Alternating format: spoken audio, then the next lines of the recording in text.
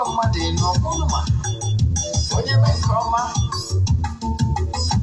ebulie ya elu si ya jide ka o ji na-aga n'ihu biko ka anyị gbakọ kịta wee kele eze eze adịghị adị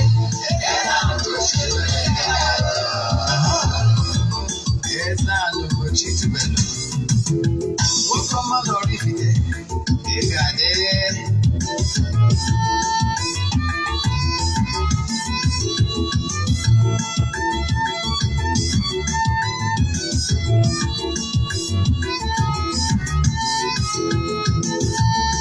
ọdịnala bụ eziokwu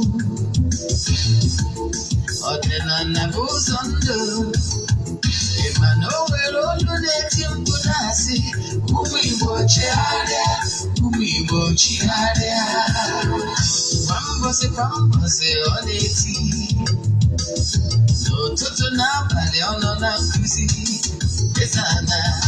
Eze-Ana Ugochi tubelu onye ọma na oraifite onye mgbasa ozi ọma ọdịnala gara n'ihu Eze-Ana Ugochi tubelu onye ọmalịje eme ọnụ ọdịnala bụ ụzọ ndụ gara n'ihu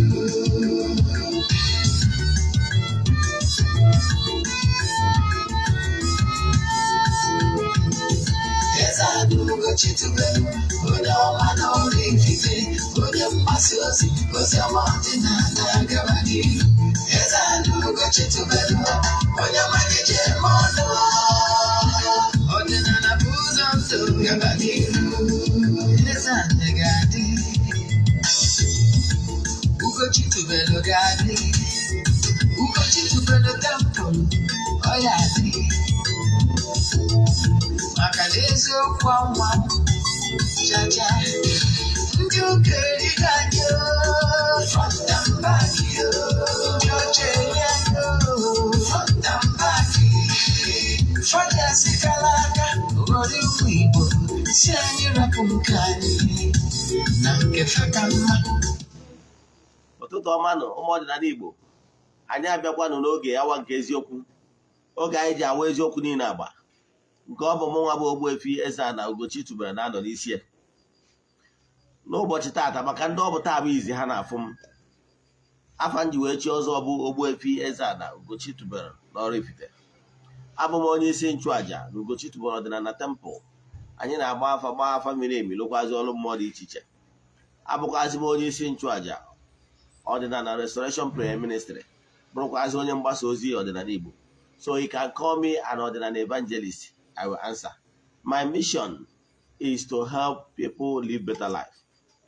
N'ụbọchị taa n'oge awa nke eziokwu, isiokwu anyị taata bụ Africa/Igbo wake up. Yes, because lots of lies was told against our culture. Yes, lots of lies was told against our culture in order to blackmail us. Ya bụ isiokwu.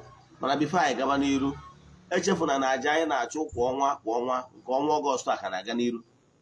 Ndị sonyere na aja ga-enweta ihe onyonyo n'ụbọchị anyị ga-achịkọta ya bụ ụbọchị ikpeazụ n'ọnwa Ọgọst. Ọ bụrụ na ị chọrọ isonye na aja nke ọnwa Septemba ebukubego maka ya, ihe ị ga-eme wee fọwọdụ ya 3 prayer request. Eme ke donation token to the account number. Chatịzie m na WhatsApp ka m gwa gị other details I need from you. Distance is not a barrier n'ọlụ mmụọ maọbụ na aja maọbụ n'afọ anyị na-agba. Ị nwere ike isonye na aja ebe ọ bụla ị nọ all over the world. Aja mbụ niile na aja epụta ihe. Ọ bụrụ na ị chọrọ isonye na ya, ị na-awọchị site n'eziokwu TV n'anya na screen, ị ga phone nọmba chaatị anya phone nọmba maọbụ kwaziri anya phone nọmba na ekwentị. Ọ bụrụ na ị chọrọ ka isonye na aja, chaatị ya 08138243871. I repeat, 08138243871. Ga-abụ nọmba ihe eji wee nweta anyị. Nke bụ ọ bụkwa na ị chọrọ partner with us through advert, you can say call the number. Then nke ọzọ m chọrọ ịkọwasịrị ego ịbụ ihe ị ga-ama gbasalụ nkụzi anyị ji wee bịa n'ụbọchị taa. Ọ bụrụ na nkụzi a na-akụziri na wọchị site n'eziokwu TV na-elekiri ya and ị chọrọ ịwọchị ọzọ, jee na my YouTube channel Ogbuefi Eze-Ana Ugochi tubelu na oraifite. Ije na ya bụ YouTube channel anyị nwere over 1000 lectures nkụzi niile anyị na-akụzi n'ọdịnala Igbo kwa ụbọchị over years. I can tell you your life will never remain the same. Then nke ọzọzi bụ ọ bụrụkwanụ na ị na-watch from Eziokwu TV na o nwere movie ọbụla ịwatch na channel anyị like, you want to watch it or share it with people, go to Ugochi tubelu movie productions. You watch all our Nollywood movies English version. Now ọ bụrụ na ị chọrọ watch the Igbo version ma ọ bụ film ọbụla ịfụ na channel a Eziokwu TV mana Igbo ị chọrọ watch ya again ma ọ na ị chọrọ ishare ya mmadụ, jee na Eziokwu TV Nollywood movies. Then enwe other programs nọ na channel anyị chọrọ watch, jee na Eziokwu TV. Ya bụ ihe kwesịrị ịma. Anyị na-akọbakwa mmemme dị iche iche, mmemme ọdịnala ka anyị gaba n'iru dịka agbamnkwụ ma ọ bụ mmemme ndị ọzọ, eri ji na mmemme ọbụla bụ mmemme ọdịnala kpọtụrụ anyị. Then ka anyị gaba n'iru na nkụzi anyị ji wee bịa. Ihe anyị na-ekwu n'ụbọchị taata, anyị ga-asụ Igbo. Ife anyị na-ekwu n'ụbọchị taata bụ ihe onye ọbụla bụ onye Afrịka na onye Igbo ya ama. M wee jụọ ndị Igbo ajụjụ n'ụbọchị taa wee sị ụnụ, kedu on earth ka ndị ọcha ndị anyarị ji wee rie anyị front and back? Kedu on earth ha ga-eji wee bịa wepụ, they took away our high moral values, now replace it with abominable acts? Yes, Africa, wake up. Ndị Igbo teta nọ n'ụla. Kedu ka mmadụ ga-esi wee sị gị ndị ọcha ụnụ amụrụ na ndị Igbo na-atụ ilu sị na onye lere nkịta goro enwe na ihe ntụpụ ka dobie? Onye goro nkịta, onye lere nkịta wee gote enwe, ihe ntụpụ ka dobie. So kedu ihe anyị na-ekwu bụ mmadụ amasị na ya ada na-eri oke, okenye amasị na ya ada eri oke mana o ji eze wee na-ekere ụmụazị, ma ọ bụ mmadụ asị na ya ada na-eri akpụ mana ọ na-alụ abacha anya. Eji eme isi onye chọọ ịza akpa ya zaa akpa, onye chọọ ịza koro ya zaa koro, na ọ bụrụ mmadụ ịza akpa koro. Ọ ihe m kwuru gbuo n'Igbo. Ihe m chọrọ ịkọwara ụbọchị taata bụ kedu ka ndị anyalị si wee bịa wee napụ anyị ihe anyị ji wee dị ebube. O nwere ihe Afrịka ji dị ebube, o nwere ihe ndị Igbo ji wee dị ebube. Ya bụ culture anyị, ya bụ our high moral value, ọnya ka a napụrụ anyị wee were akị na ọka wee nye anyị. Ka mmalụ atụ, kedu ka mmadụ ga-esi wee bịa hapụ sị gị na ihe dị natural adịrọ mma mana epromotu ihe adịrọ dị unnatural? Ịma ọrụ Igbo onye riri eri kweta. How on earth ka ndị ọcha ga-eji bịa wee sị anyị na polygamy wu ihe ọjọọ, na ọ bụ mmehie, na ọ bụ njọ, mana at the same time ha na-epromotu lesbianism, ha na-epromotu homosexuals. Now ndị homo ha na-epromotu ihe ndị a ha na-eme ọ dị natural? Mụ na gị mana ihe ha na-epromotu adịrọ natural. How on earth ka mmadụ ga-esi convince gị abịaje na nke a gwa gị na ha nwere right? Is their right? You understand? Ha ga-agwa gị na ndị homo nwere right nke ha, and they are doing everything humanly possible to protect those rights, because all ihe dị na omenala ha, their culture, ha nwere culture, ha nwere high spiritual value. So ha ụtọzie ka ha were distorted concept were spoil ya high moral value dị n'Africa. Unu kwenu? Kedu ka ọ ga-esi wee sị gị na ihe ha na-eme mana is unnatural? Yes, weruzie ya wee na-esupa impose what is even natural. Ka mma alụghị atụ, mgbe Chukwu okike na-eke ụwa, Chukwu okike did not create Adam and Adamu. I just want to use that Bible story to explain something to you. That story in the Bible, they mentioned that God created Adam. He did not tell us that God created Adam and Adamu. You know that? Or what of that God created Eve and Evelyn. So ọbụrụ is not ọbụrụ ihe Chukwu kere.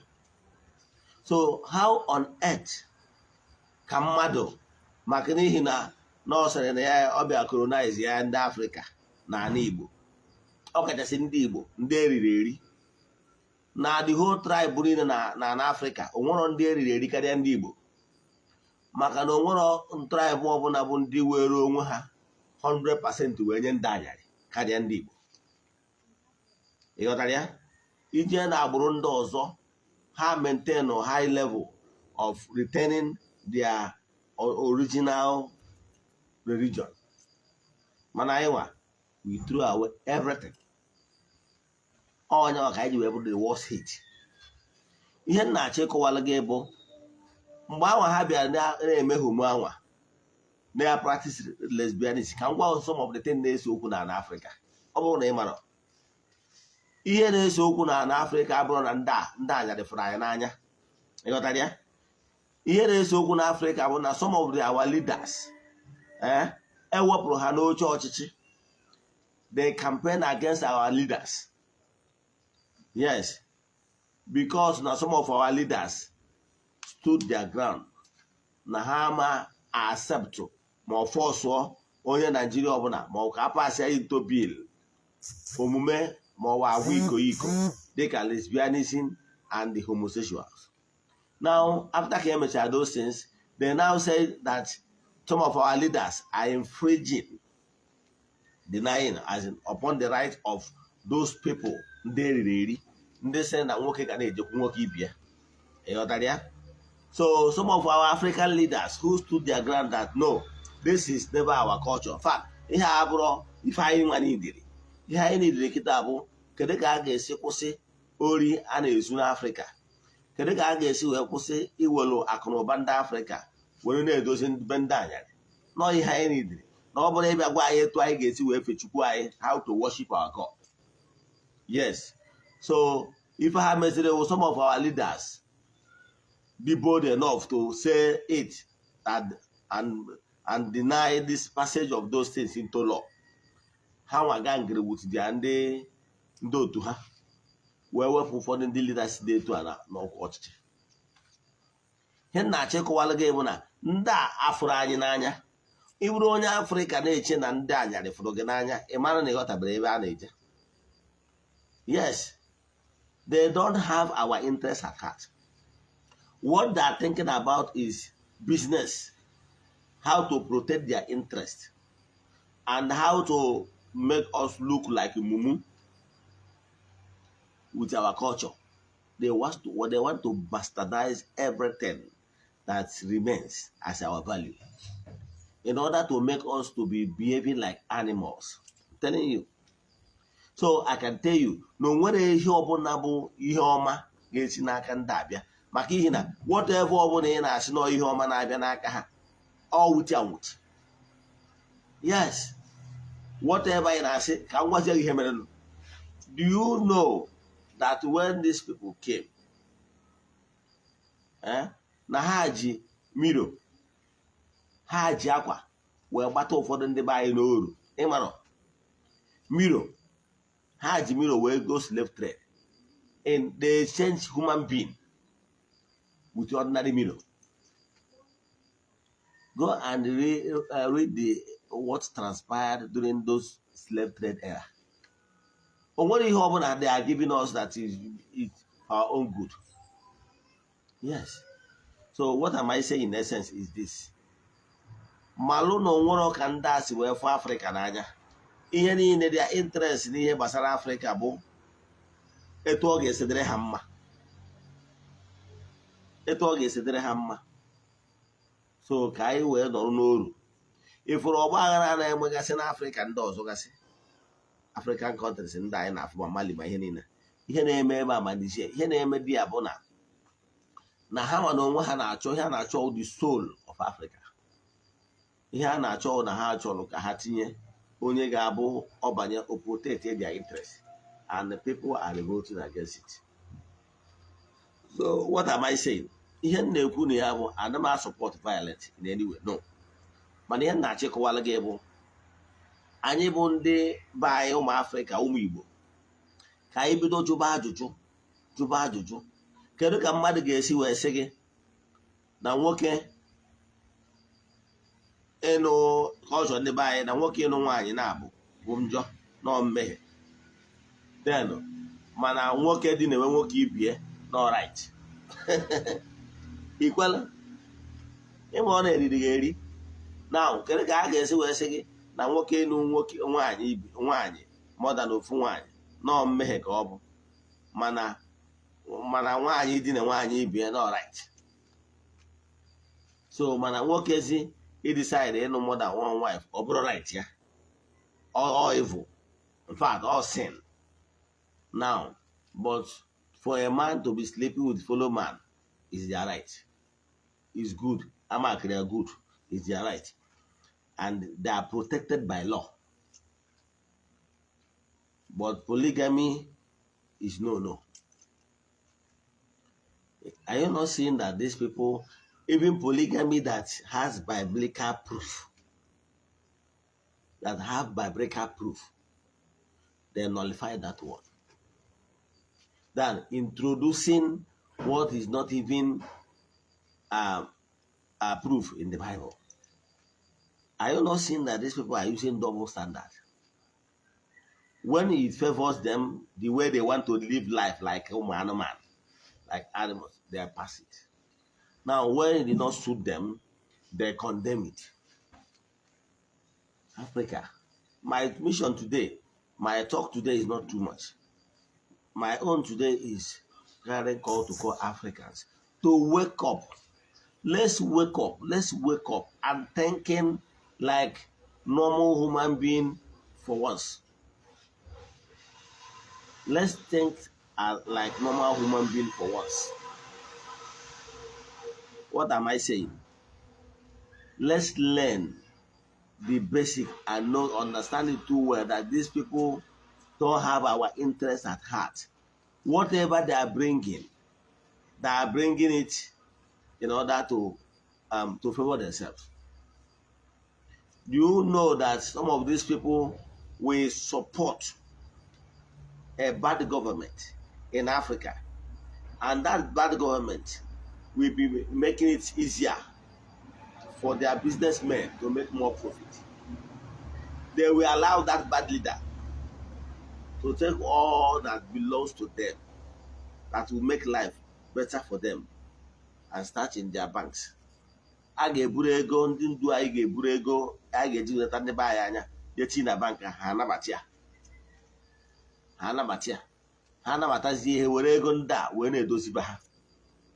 Ha chọzie ịgba ịkwa ndị be anyị mbibi Africa, enye anyị condition a ga-eji wee nye anyị loan na Africa, and those loan bụ ihe ga-eme ha na-enye that loan, ha na-enye gị terms and condition, how to spend that money, and how to spend that money will favor them, and they will be giving you condition what you must do.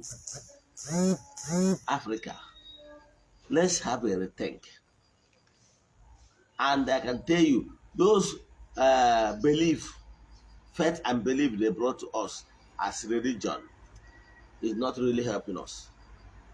Today's lecture is just all about admonition for you to think. Yes, it's just my humble advice to you, for you to know that we Africans can only succeed if we decide not to depend on them. Yes, if you understand how the thing works. I'm calling on Africans to depend on themselves for us to develop massively. You can see the Asians, you understand it? They are developing because they rely solely on their own making. They develop at their own pace.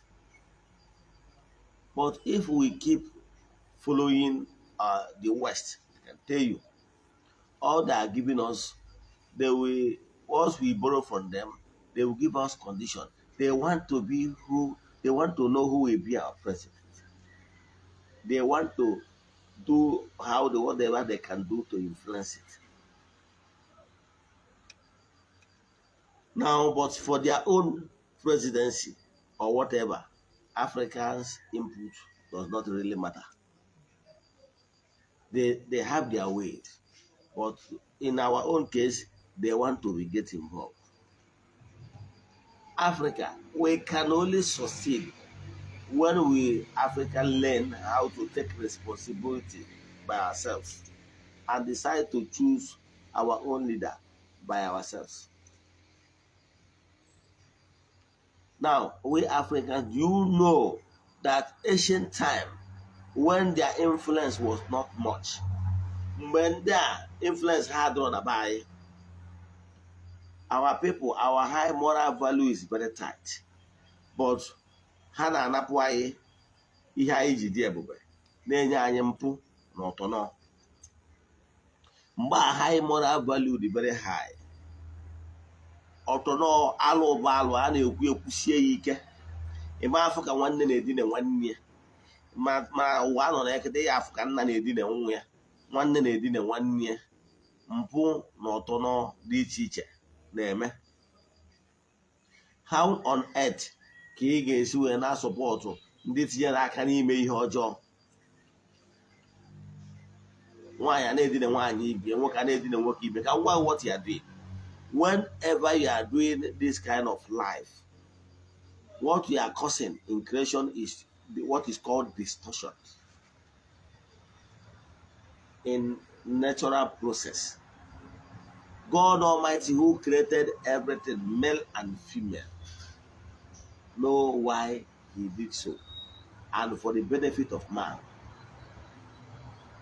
Chinkwu okike kelu nwoke na nwaanyị ma ihe o ji kee nwoke na nwaanyị maka ọdịmma nke mmadụ, ka ọ ga-abụ that mmekọrịta nwoke na nwaanyị dị mmekọrịtalụ esi na ya wee mezuo ebumnobi Chineke nke a kpọrọ procreation. Mana mgbe nwoke jekwuo nwoke ibie, what is the benefit? You understand? Ị mara ndị Igbo na-atụ ilu si na aparicha egwu n'ọfịa ọmụmụ oke oke. Na ọ bụrụ na nwoke bido n'ụwa nwoke ibie dịka ndị ọcha si, ị mana taa na ha na-emekwu nwaanyị ma nwoke eje nụọ anụmanụ. O nwere nke nụrụ the other time, is it efi or elephant na ọjị. So all those things ha na-eme is evil. All those things ha na-eme is not really helping. And anyị bụ ụmụ Chineke, ụmụ Africa bụ ụmụ Chineke, and we now begins to emulate them. Si n'ụzọ dị etu a wee na-eketa abụmọnụ. Anyị nwawa ụmụ Africa wụ mba dị nsọ, ndị Chineke họtara onwe ya, mba ekelo Chukwu okike kelo maka ọdịmma na mbuli elu. Ịmụrụ na anyị nwawo pesetas. Civilization started in Egypt, and all those world religion was formatted in Egypt. Is it Judaism? All those how to pray is in Egypt. Man discovered that there is a superhuman, super being, that is supreme being, that is God. And they started thinking, how on earth can we devote and worship him, the unmovable mover? Now they started thinking about God, how to venerate him. So every spirituality, trace it down to Africa. You can't talk about Judaism without mentioning Egypt, Africa. You understand? So everything started here. Now, we will not follow the multitude to do evil. Maka na onye a na-ekiri ekiri adịrọ mma ikpọ ntụ. Anyị wụ ụmụ Africa, first children of God.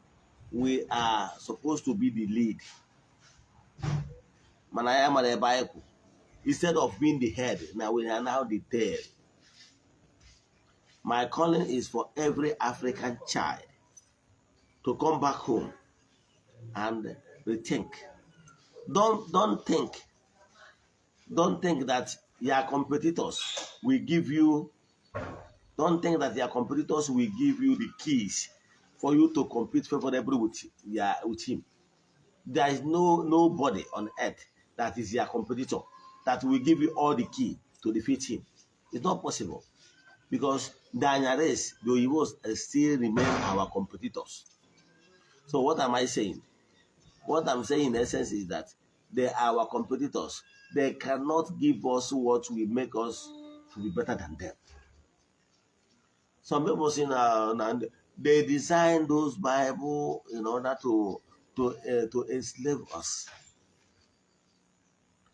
You understand? Some of the accounts they gave in the Bible is the way they wanted it. They distorted it because they are historian. They know how to write down histories. But in Africa, the case is different.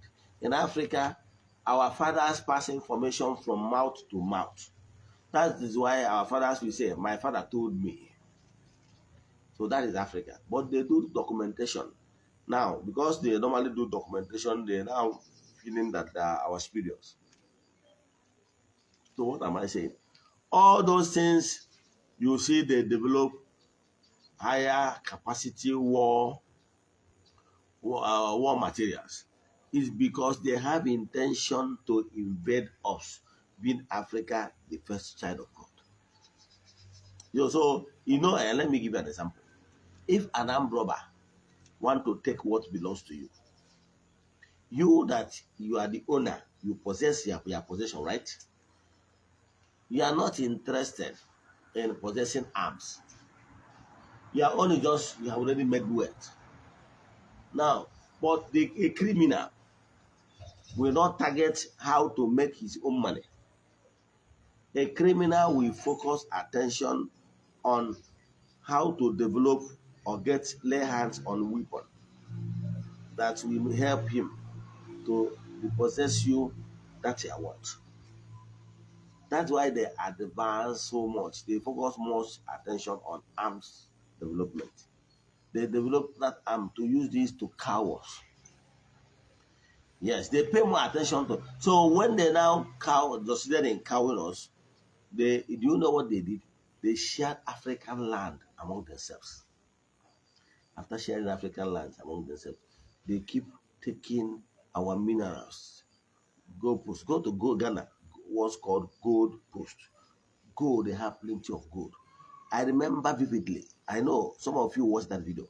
Before the last queen passed on, we were shown a warehouse filled with gold. Tell me, according to research, the UK, I know, don't have any gold deposit in their place. All this gold was what they took from Africa. Some of them used money they made from slave trade to buy those oil wells and the mineral deposit sites in Africa. You get? So they use their money. They use the money they made from our own place to develop their countries. I can tell you, in the last 500 years, their countries are not like this. It's after they invaded Africa, they use African wealth to develop their place. In order to keep enslaving us, they introduced the work they called Bible. You understand? To use that to make us feel too religious. They will tell us that if they slap you in this face, you should turn the other one. But for them, they are developing weapons of mass destruction. For them, they don't believe that if you slap them, they turn it. But they wrote a book called Bible that says if they slap you, turn the other one. And they make sure that they soak us so deep in that their book written in order to make us look like Mumu. So that we be good like Mumu. Then why they will be keep on developing weapons of mass destruction. You don't know what is the problem that is causing this problem.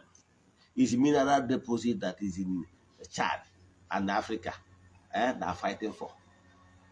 Mineral resources, oil deposit, not oil deposit. Mineral resources they use like stone. It's like stone. They use it to to maintain their nuclear energy, because they build nuclear energy. Those nuclear energy is what give them current, light. And without those nuclear energy, they will not be able to maintain their weapon sites. That is why they are fighting. So America, those Westerners are ganging up against other leaders are fighting. No, where they are facing now is Africa. Let me stop here. If you have any question, in this particular lecture today, send them message in the WhatsApp 0813 8243 871. I repeat 0813 8243 871.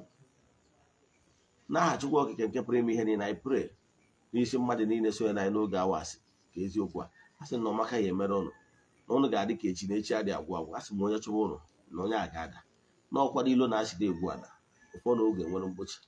N'aha Chukwu Okike nke pụrụ ime ihe niile, asị nke ihe ọma meela ụnụ. Let there be miracle upon your lives. N'aha Chukwu Okike nke pụrụ ime ihe niile. Remain blessed.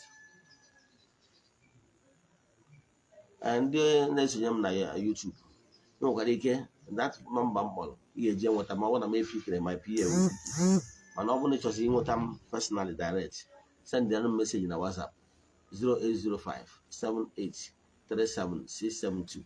I repeat 0805 78 37 672.